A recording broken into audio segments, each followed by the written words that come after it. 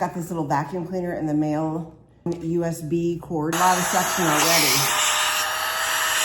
As well. The back blows out.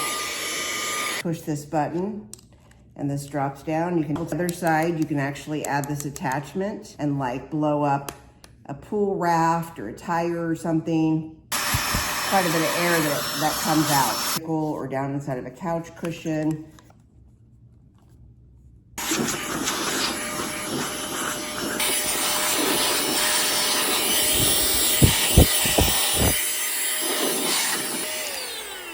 You can see the stuff that's in it. I do wish it had a little bit more sucking power to be able to use this crevice tool. As soon as you put this crevice tool on, because it's so long, the suction isn't as good. These smaller ones, when you put it on, I feel like since it's not that long, it does provide the suction, but I do wish there was a little bit more suction when it comes to using this crevice tool.